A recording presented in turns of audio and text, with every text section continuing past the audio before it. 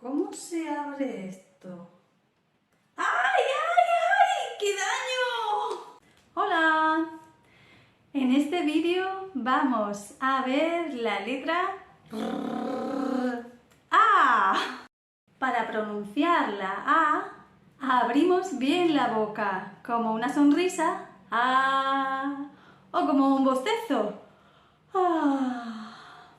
Algunas palabras que empiezan por la letra A son ay, aquí, allí, autobús, avión y adiós. Vamos a ver algunas de estas palabras. Ay. Ay se usa para expresar muchos sentimientos. Por ejemplo, dolor o sorpresa. Ya cantaban Shakira y Alejandro Sanz aquella canción que decía ¡ay, amor, me duele tanto! Aquí y allí.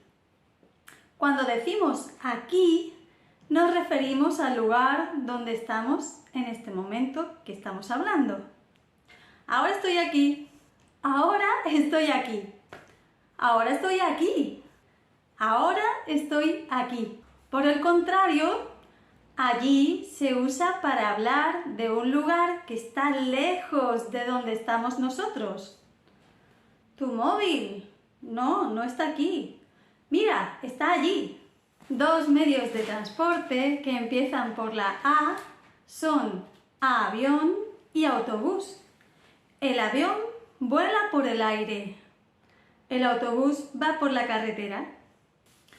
Otras palabras que no empiezan por la letra A, pero sí se escriben con A, pueden ser patata, manzana, naranja, pan, casa, gafas o, sin ir más lejos, palabra.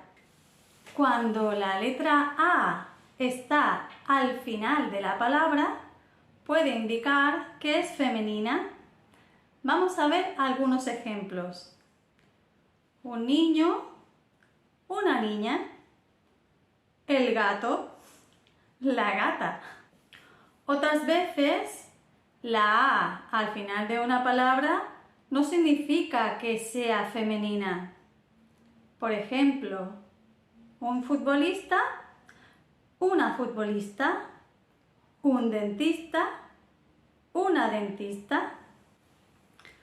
Para terminar, repite conmigo esta frase, así practicas un poco de español. Ven aquí. Ven aquí. Ven aquí. Ven aquí. ¡Ven aquí! ¡Aquí! Muchas gracias por ver este vídeo. ¡Hasta la próxima! ¡Adiós!